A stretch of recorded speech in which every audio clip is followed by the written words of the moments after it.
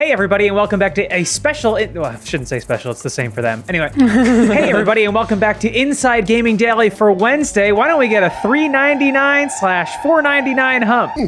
Ooh, that is a well-priced competitive hump, Brian. We love this bit. We just finished watching Sony's big old presentation, and we're here to recap all the news that happened. News sometimes do be happening. News do be happening. Well, and you're a journalist, so you can say that. I can't say that kind of Look, stuff. I'm not anymore. I just studied journalism and did it for 7 years. I like to say I'm retired. That world's Just behind go with it. Just okay. go with it. But the headline, not to get all journalism-y on you guys, is we have prices and release dates. The disc drive version, the big boy of the PS5, is $499. The disc-free version is $399. The big $100 price cut. It's out November 12th in the US, Japan, Canada, Mexico, Australia, New Zealand, and South Korea. All the Sorry, important Ghana, countries. you gotta wait. Not today, Ivory Coast. Everywhere else gets it November 19th. There you go.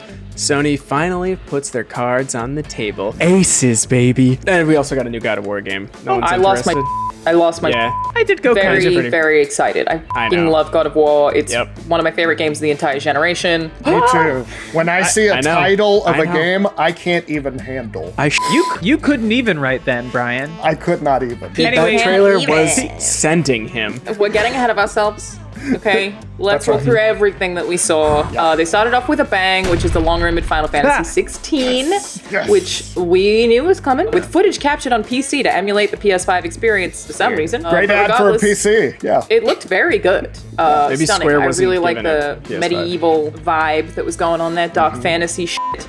And yeah, it definitely looks like it has real-time combat and lots of, Final Fantasy-looking dudes with the hair, talking about crystals and honor and duty and archdukes and Yeah. sons and Yeah. all of that. I did start laughing when I saw the for too long crystals have ruled our world. All right. Yeah, it's not that far off. I don't know anything about Final Fantasy, but when I hear a line that's something like, "He's the son of the Archduke," I'm like, hello, I'm in. That's I'm pretty here. much every Final Yeah, give it Fantasy. to Yep. me. For too long, all of our games' plot lines have revolved around crystals. Could I interest you in some gems? They're actually better than ibuprofen. No, crystals. There was a crazy Human Torch-looking villain at the end. They racked focus on him, just like Metal Gear 5. Overall, this game definitely took a darker tone than previous Final Fantasy games. Yes, not all fun and games. Not all riding around in a convertible with your bros this time. Eating Not a noodles. chochobokes. This time you're riding around on big chickens. It's much darker. Yeah. Those are in every game.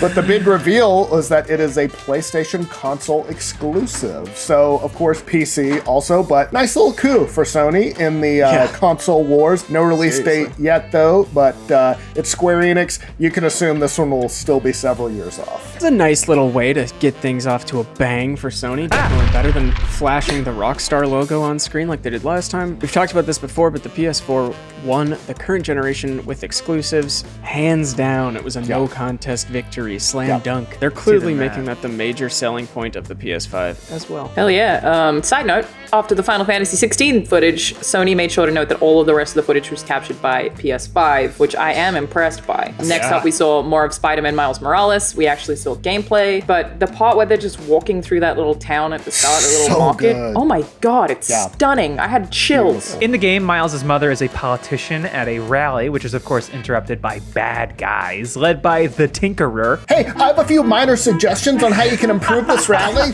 It's going to be really annoying because I'm a bad guy. And my sidekick, sorry, Tweak boy. We got to see a lot of combat. They switched to a big section. Definitely looks a bit similar to the first Spider-Man game, but obviously with some additions. We saw Miles kick some booty and then save a group of people trapped on a crumbling overpass. That was Yes. cool. He did the Spider-Man the pose. pulling the threads Pulling together, the- which we've of course, seen we in saw that. every Classics. major Spider-Man release since 2000. Required by law, yeah. Yeah. I believe it's in the Constitution. With the Spider Constitution. A constitution of spiders. Yes. Exactly, yes. We'll get to the rest of the showcase in a sec, but first, let's learn more about RTX at home and AT&T 5G. Gang, listen up. Rooster Teeth is joining forces with Samsung and AT&T 5G to kick things off for our upcoming RTX at home virtual event. We are creating a Ruby outdoor mural that you can add art to from home using the Mark augmented reality app. Just download the Mark app and start creating your own Ruby art. Starting on September 5th through September 7th, each night fans' designs will be projected on the mural wall, and you could see yours come to life on social. If you're on the AT&T 5G network at home, you can access Plus mode through the Mark app, so you will get the highest res video and crystal clear images to explore on the app. Check out the new Samsung Galaxy Note 20 Ultra 5G powered by AT&T 5G. AT&T 5G requires compatible plans and coverage that's not in all areas. Here are some of the new features you can try out on this device. Cloud gaming will be available with the power of 5G. Try out cloud gaming with high performance experiences brought to you via the newest Samsung devices powered by AT&T 5G. The Galaxy Note 20 Ultra 5G also has a 120Hz adaptive display that automatically adjusts the refresh rate according to the content you are viewing, and an intelligent battery that optimizes for your gameplay. Between 5G support, Wi-Fi optimization, and the advanced processor, you get a smooth gaming experience with virtually no lag. And check out the S Pen and Samsung Notes to create your own works of art. Head over to att.com/Galaxy Note 20 Ultra 5G to learn how you can get the Samsung Galaxy Note 20 5G for free, or the Galaxy Note 20 5G Ultra for $299.99 for a limited time. All right, back to the presentation. The PS5 is getting a Harry Potter game. Kind of weird in 2020, kind of like getting a new episode of House of Cards, but they're doing it. You might remember that the game leaked a while back. It looks like a prequel set several generations before the events of the Harry Potter novels. It's called Hogwarts Legacy, due to release next year. Harry Potter, the name not mentioned anywhere. Of course, it happens in the late 1800s, but it does also seem like they're trying to distance themselves from the established brand for maybe a few reasons. Could be. Maybe because of the rock-roaring success of the movies, or maybe it's because of their bigoted author. Could be. I don't know. Oh, what? The thing about this trailer was like, look, we already knew this game was coming, so it wasn't like a hype reveal, but it also didn't have any, like, I don't know how it plays. Then we heard from Raven Software talking about how great Black Ops Cold War is going to be on the PlayStation 5. They showed part of the first campaign mission where you're taking out a high-value target, and you saw some basic, classic COD gunplay, and then there was a long vehicle section where you're riding on the back of a Jeep and then almost gets squared by an airplane wing. Sorry, I meant squashed. I don't know what squared I was going to say, that sounds kind of cool. It sort of means the same thing. Yeah. Let's keep it. This gameplay looks like weirdly flat to me. I think this is the least impressive looking game of this conference, which is very strange for Call of Duty, which usually looks amazing. You Everyone play else as stop a trying. soldier in the U.S. Army tasked with aiding a brutal right-wing dictator ascend to power to destabilize South America. The government in Bolivia is experimenting with socialism. It's up to you to take them out. Obviously, it's going to be a multi-plat, but they threw in a goodie for the PS4 players. They announced that the PlayStation 4 players will get access to the multiplayer alpha this weekend starting on Friday. Don't worry, Xbox users, it's surely the same as recent Call of Duty multiplayer. You'll be fine. Next up, we got the latest from Capcom, the 8th Resident Evil game, Resident Evil Village. There was a nice cinematic of a lady telling a spooky-ass story, and then we learned that it is due out next year. Some weird, like, Coraline-looking vibes in there. Yeah. It's an Yeah, interesting what was trailer. that? Like, I thought it was like a separate game because I kind of looked away for a second and was like, oh. so did I for a sec. What Yeah, is it looked like this? there were like 3 games in that one game. Yeah, so that is, but like we said, supposedly do it next year until it gets delayed because of COVID. Moving on, the next game is Deathloop, very stylized first-person RPG about a hitman named Colt who is stuck in a time loop. This one's from Arcane Studios, the makers of the Dishonored games. Connor, did they make anything else? No? Okay. Looked very cool. They made Prey!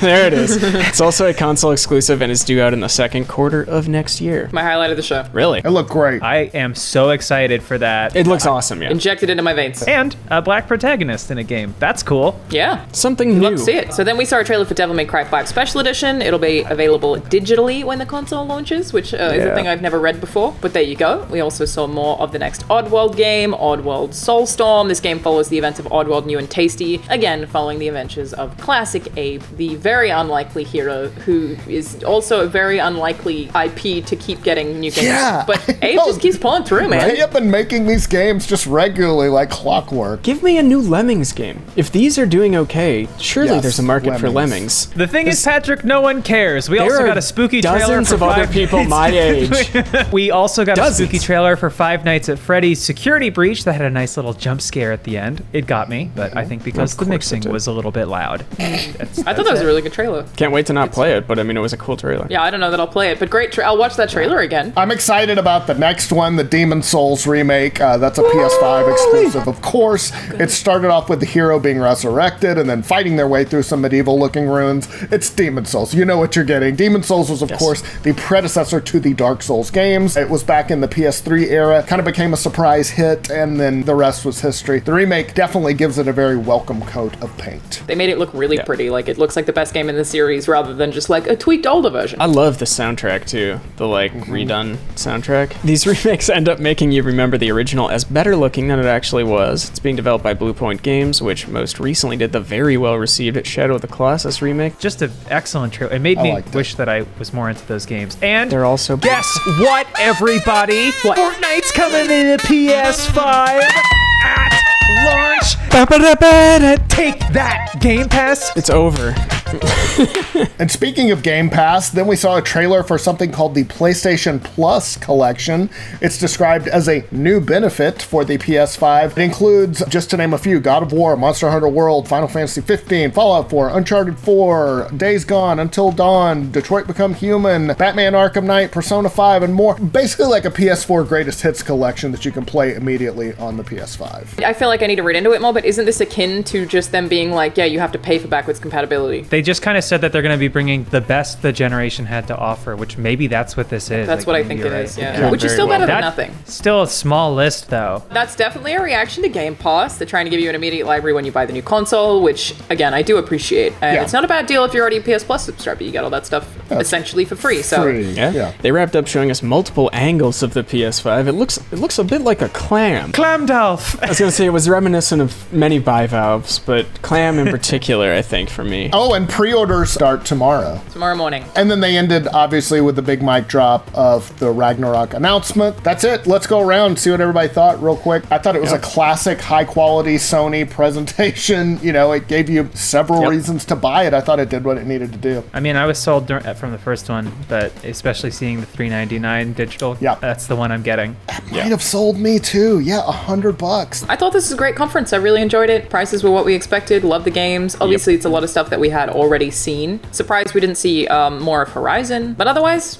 really enjoyed it. Had a great time. I wonder how big a deal the Harry Potter thing is. I think to certain people, yes. Still one of the biggest franchises in the world. I think that's a smart move because the Harry Potter audience is now like old enough to be just dropping $400 on a console. Also, if you put it on its side, do you have to have that puck under there? Is it the same one that it stands on vertically? Like, I believe how stable is that? It's all for airflow. They're probably also trying to minimize complaints about the PS fans, like the PlayStation fans. You know, it sounds like your PlayStation's about to take off sometimes. I don't know. It seems like a clumsy solution, having another hunk of plastic. Mine is going to be made out of wrought iron, but I had to pay a lot extra for that. So hot to the touch. Oh yeah. Spun up. Yeah. No, it's no good. What a week it has been. California is shrouded in smoke. I got a rug delivered, and Xbox has finally announced their much-leaked next-gen little brother console, the Xbox Series S. This is important because for all the talk of performance and power, the future of the console wars will be mid-range. I'm Connor, and this is Insight Gaming.